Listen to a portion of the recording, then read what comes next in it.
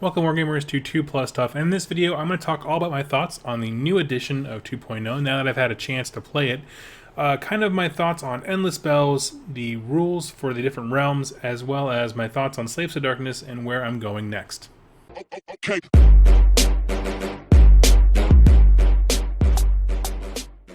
Hey friends, Doug here, and this is the third time I've tried to record this video because what happens is I keep going off into these tangents where I just talk a million miles a second. So I'm going to really try this time to break up my thoughts and go topic by topic about how I thought the weekend went. So the game came out Saturday morning. My local GW store opened at 11, and so I was right there, grabbed my stuff. I am of course doing the raffle, which contest announcement will go out later today for that. And so I was really amped. My friends over at Rerolling Once, Mark, Jack, and Brent, actually got their stuff the night previous. They had a store open, stay open until 12:01. They got their stuff that night, built a whole bunch of things, got the endless spells painted up. Most of them, I think, at least 3 or 4 of them was what we used throughout the day.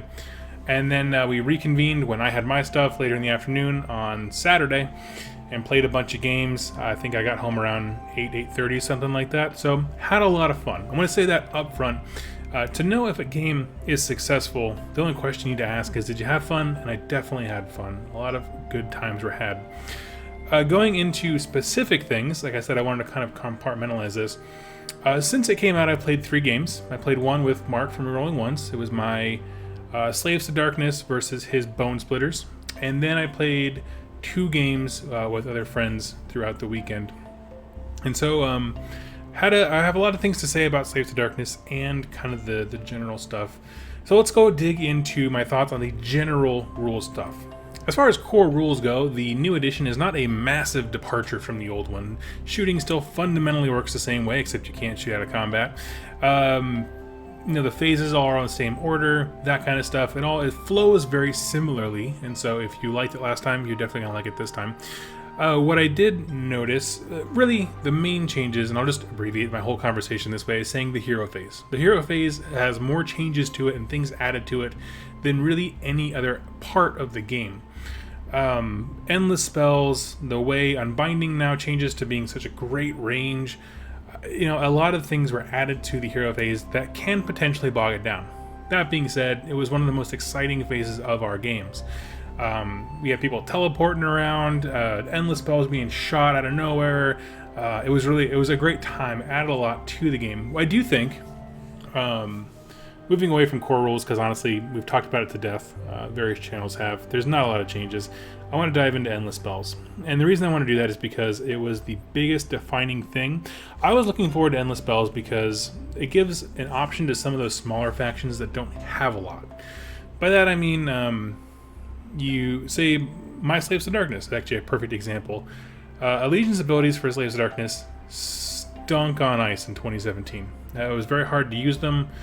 There wasn't a lot of benefit to them. We'll talk about what I think they are now in a second.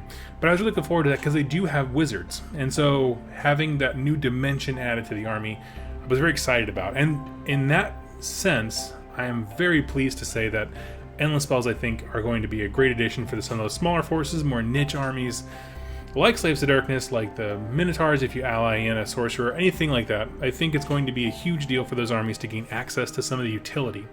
I will also say on endless spells, I didn't appreciate the extent how much they changed games until I saw them in action. And let me actually pull up something here. This is a picture of the box art from the GW site.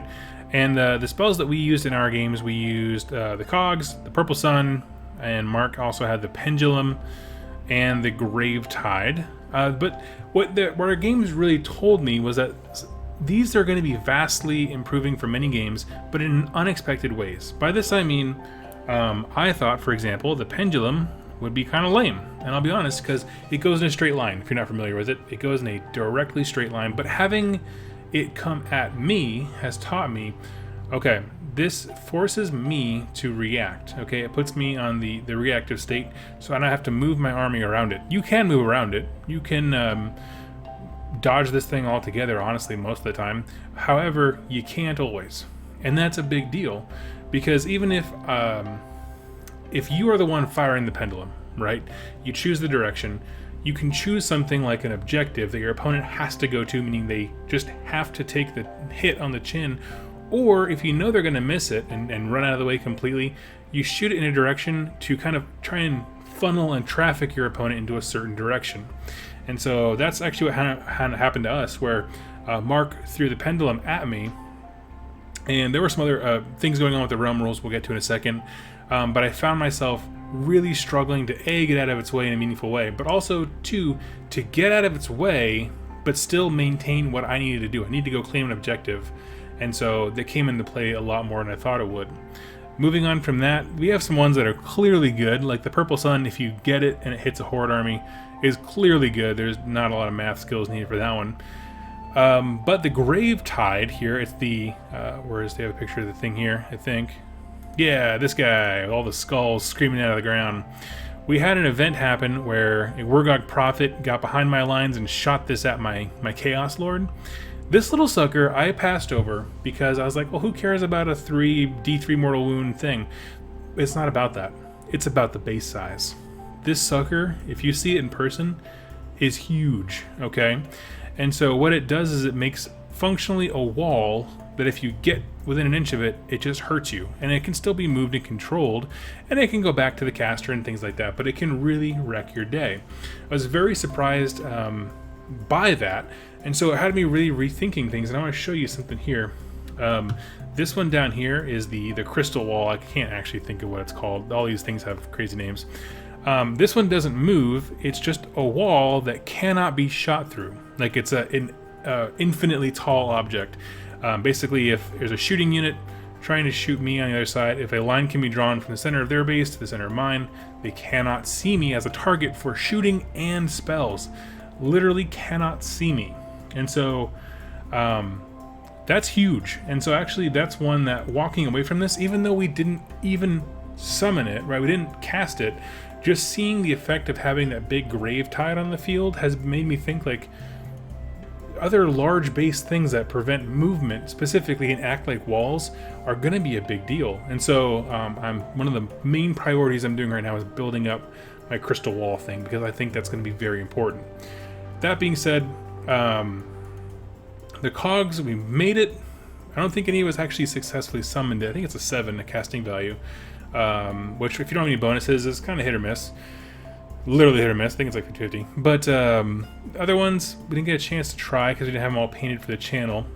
Going forward, the ones that stand out to me, kind of with the Slaves to Darkness strategy that I work with, is just a lot of attrition. And so the life bloom, the bugs that come out of the skull, and you see a picture here, I think. No, there's no one-on-one picture, but actually there is. This guy, yeah, the bugs coming out of the skull.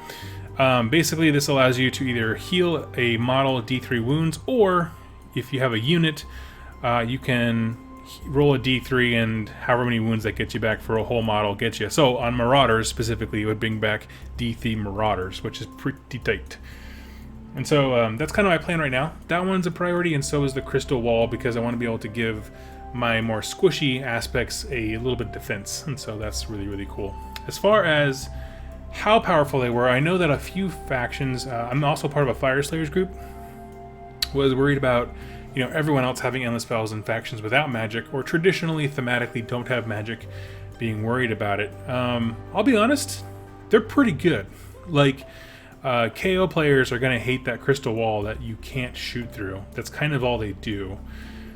And so that's going to be rough. I'm not gonna sugarcoat it. You're going to want allies as wizards, which does hurt.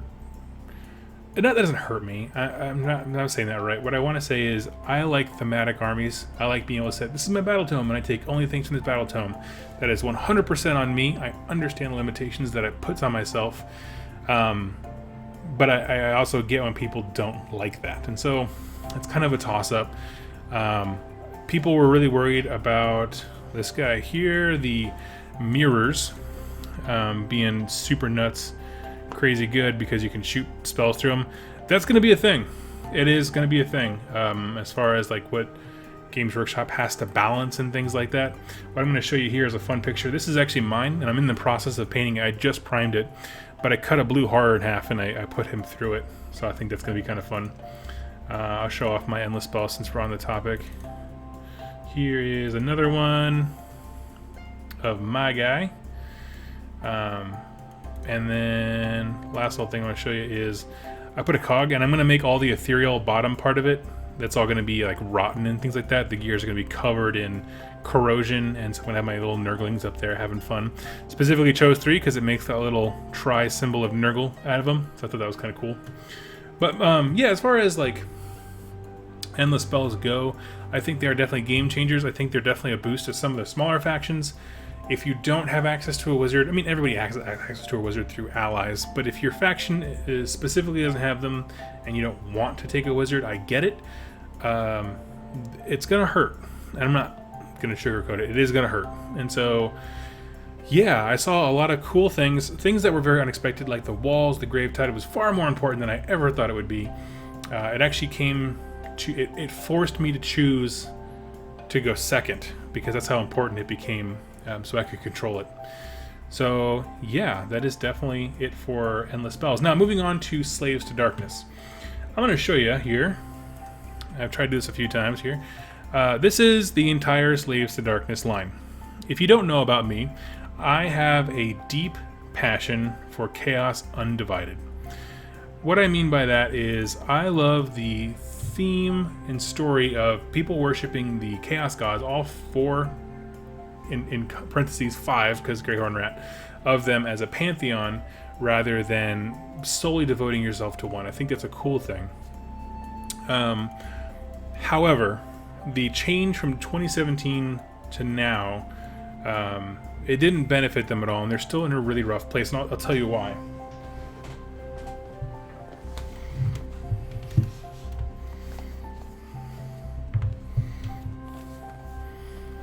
So I have here the 2017 Slaves to Darkness abilities, and I'm just going to really quickly go over it with you. It's just, if you have a Slaves to Darkness hero, you can pick a unit within 6 inches of that hero, and if they have the same mark as you, they get a bonus based on whatever mark you guys have in common. So if it's Khorne, it's reroll hit rolls of 1, Slaanesh is reroll dice rolls of 1 when you make charge and run rolls, Nergal is ones to wound is rerolled, and Tzeentch is reroll save rolls of 1, and if you have no mark, you get +1 bravery. And that's pretty cool. It was pretty awesome, actually. And so looking at that, now if you take all Tzeentch stuff, everyone kind of perpetually has Mystic Shield, which is nice because they changed Mystic Shield to be reroll save rolls of 1. Now moving into the current GHB, we look at that and we see some things very familiar, but with some very important changes. All of the effects are the same, meaning if you take Khorne, reroll hit rolls of 1. The Slaanesh one did get admittedly a little better because now you can reroll run and charge rolls, period, not of 1. So that is objectively better. However, they also changed how the buff works. It used to be you pick a hero, and if they have a unit in 6 inches that has the same mark, boom, they get it. Now it is all units in a certain number of inches from that hero, and but they have to be wholly within. So that's the catch. So the number of inches range on that is relative to each effect. It's always like the Chaos God's number. So Khorne's number is 8. Any unit that has Khorne, Slaves to Darkness as its keywords in 8 inches of this hero gets to reroll hit rolls of 1. So it makes every guy a perpetual aura buff continuously, but the unit has to be wholly within them. But it can buff more than one unit. So it's tough because the ranges aren't that great. And the undivided, the no mark one, is add 1 to the bravery, and it's within 12 inches, which is actually probably the most easy one to do. The thing is about that ability, it is redundant. And by that I mean the faction as a whole, just through built-in synergies, has ample ways to get all of those things. Take, for example, we'll move over here, the Chaos Lord. I was very excited to make this guy.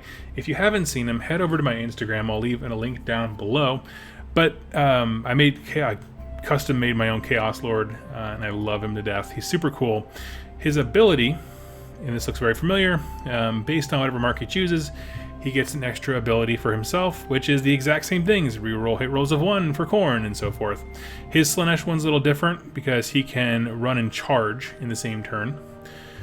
And his command ability is, if you use it, you pick a Slaves to Darkness unit in 10 inches, and they get the same mark if they have the same mark as Chaos Lord, they get to use his abilities here. Now, if you take anything other than Slaanesh, this means nothing, because what I found in my first game with Mark, all my heroes were near my units. So from the Allegiance ability, I took the mark of Nergal. Everyone already had reroll wound rolls of 1. So my Lord of Chaos, who was the only guy with an actual command ability, this never mattered, because what am I going to do? Give him more rerolls? You can't reroll a reroll. So this was absolutely useless. The only time it is useful is if you take Mark of Slaanesh, because this will allow a unit to run and charge, and then the aura ability from the Allegiance lets them re-roll runs and charges. So that is actually very useful, but only if you're really doing cavalry, otherwise this guy can't keep up with horses. Now, what do all these things mean? What you get is a faction that has a bunch of cheap bodies, which is great. They are semi-mobile. I mean, no one has like speed 4 like Ardboys, so that's great. And you get a lot of attacks, but those attacks don't do much. They are not great odds. They're pretty average in terms of like Marauders with axes are 4 up, those kinds of things. Chaos Warriors are carbon copies of Liberators from Stormcast Eternals. And so there's no, very little rend in the army, very little multi-damage weapons, very few mortal wound output generators, so you have like Winds of Chaos from the Chaos Sorcerer, Lord, and the Manticore, but that's for the most part it. And so it doesn't have a lot of teeth. It can stick around, hold objectives, and rush forward and tie up the enemy, but it doesn't have a lot of ways to get things done. And that's kind of where I've landed with it, with the games that I've had. What I've noticed, my feedback from my opponents yesterday was that I did a great job of being a general. It's just that the army limitations are pretty hard. And what they mean by that is I had a huge stash of command points because I wasn't spending any. I didn't need to. Like I said, the command ability here was redundant, but even the 3 command abilities that everyone has, the ones that are different, so there's the run rolls are automatically a 6, you have the reroll of failed charges, and inspiring presence. Well, I took a very grindy list, and casualties on either side weren't immense turn to turn, so battle shock was never a problem. And my charges, I tend to be very reserved when I make charges, like I don't do it unless I'm pretty sure I can get it, so I didn't have to re-roll any of those, and I never had to run. Inspiring, we had a scenario going on in Guran where you can't run unless you can fly. It was a Rumscape rule, which we'll get to in a little bit. And so all these things kind of created to be like, I have 6 command points sitting there doing nothing, simply because the army itself is pretty redundant. Now, of course, I do know, going back over here, in terms of command abilities, there is the Chaos Sorcerer Lord and Manticore. Has a command ability that he buffs a unit of Warriors of Chaos nearby. It has to specifically be the Warriors of Chaos, not Slaves of Darkness. So that's pretty limiting. Its bonuses are mediocre. It's a reroll, battle shock, charge, and I believe wound rolls. I'm not sure, either hit or wound, but one of those two. But you're already getting so many rerolls, and my guys have double hand weapons. So they're already hitting very well. It just didn't come out to play very much. And also Marauders tend to be a little bit better because they're cheaper. And then as far as other command abilities go, you have Darkoath War Queen. Problem is with her, she can't take any marks, so she can't use the Allegiance ability unless it is the +1 Bravery one, which isn't bad. It's just you want to get all the hits you can, and so as minor as they are, the rerolls of 1 to blank tend to be better. And the other ones, there's the Chaos Lord, and those are it for your command abilities. What's also important to note is that the Chaos Sorcerer Lord, if you haven't seen this guy, check this, because he's actually one of the coolest models out there. But his spell, casting value of 5, pick unit 18 inches. Until your next hero phase, you can reroll any hit rolls of 1, wound rolls of 1, and save rolls of 1. His spell makes the entire Allegiance abilities, except for Slaanesh, completely irrelevant, because he can already do them. And so that's the thing, is like, if you're looking for ways to maintain buffs, you have your Allegiance abilities, your Chaos Lord, and your Chaos Sorcerer all have ways of giving the exact same thing. The problem is nobody adds anything new. This was typically made up for the fact that you could summon in things. I can summon in mortal wound dealing allies, like I can do Flamers and Pink Horrors and things like that, but I can't do that now because they've removed the summon demon spells from all of their war scrolls, and now it's all faction specific. So, fingers crossed. There's a lot of rumors that one day we'll get a Dark Oath book, which is Chaos Undivided, who is made up from the Malign Portent's gal. Where's she at? The Dark Oath War Queen. We've seen the Lord Ordinator be released, as well as the Night Haunt dude, and they seem to perfectly match the factions that they were in. They're all new factions, so there's a lot of hope for a Moon Clan Garrote army, as well as a Dark Oath faction, specific one. And I will tell you right now, if you're watching, if you drop a Dark Oath book that is Chaos Undivided, you will have all my monies. Just all of them. Just all of them. It's what I want so badly. So that's definitely going to be a thing that happens. So that's kind of my thoughts on Slaves to Darkness, where they are now. And that it's mainly, it was the same before, it just continued the way it is now. I didn't feel like I was engaging with the new rules, the new command ability things. And that's fundamentally the problem I had, where Mark was playing Bone Splitters, and my other friend who I played with, who they just asked not to be named, was playing Stormcast Eternals. And they both have a diversity of command abilities that mechanic really added a lot of flavor, and I know they had fun, and I had fun watching them do it, but I couldn't participate because my things were all super redundant. I literally never needed them. Of course, I can't combat this if I only ever take the Mark of Slaanesh. That's where things kind of get varied up a little bit, like I said earlier. But that's not my thing. It's not what I want to do right now. And so that's kind of leads me to my next thing, is going forward, I'm probably going to play some Maggotkin. I do have a fun Glotkin that I built. I love my Glotkin. He's a cool dude. And so that's kind of where I'm going to be experimenting now. I'm going to be playing like 99% Slaves to Darkness units with the Glotkin, and then I'm going to make some trees, the Feculent Narmos. I'm not going to summon in any demons because I don't want to, but I just want my Slaves to Darkness to get that little extra bump that they need to just explore all aspects of the game. And that's really what I'm talking about. I'm not talking about power level, but I want command abilities to mean something, and they don't in this army right now. And so that's kind of where I'm at. So we're going to move into talking about the last little thing, which is the Realmscape rules. These are huge, by the way, and what I'm going to preface with is they are fun. We had a great time. What I will also say is you probably, especially if it's an event, like a narrative event, you want to read all of them and decide what you're doing before you start playing. The idea is you can walk up to a table and be like, hey, where do you want to play? Let's play in Guran. Okay, let's roll for what the Realmscape feature is. And that is not the greatest idea. I'm just going to say it. The Realmscape rules dominated two of the games that were played yesterday. Brent and Jack's game, then me and Mark's game. Absolutely dominated them. And I don't think that's how it should be. I think they should add to the flavor, but not be the main force of change. For example, in ours, we played in Guran, and the Realmscape feature we rolled was that no one could run unless they could fly. The idea is like the ground is so like muck and mud that it's like eating your legs up as you're trying to walk, and no one can run. Very thematic. I think if we were going to do that, it would be more of a skirmish thing. Definitely a smaller board, smaller armies.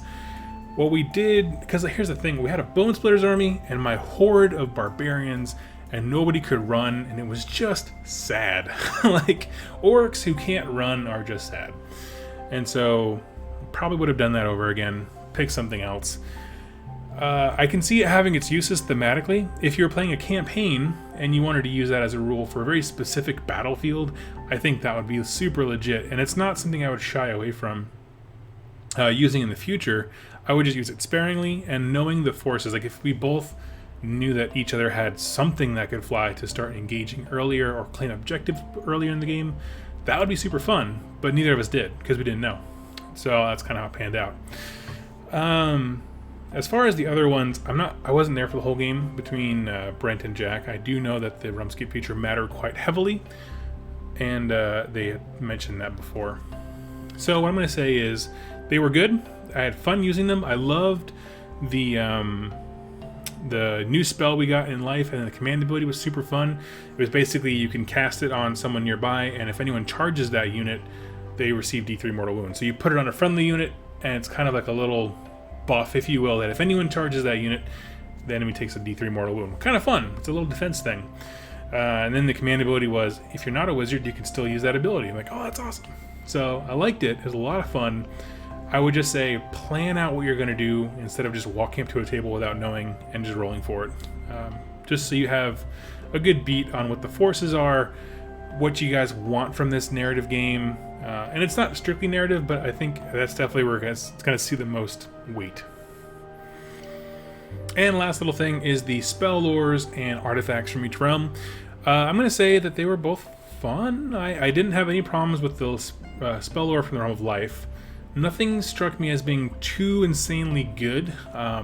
One we used in our game because we were trying to clean objectives, and one of them is like, the wizard uses the spell, they can teleport anywhere in 18 inches outside 9 inches of an enemy.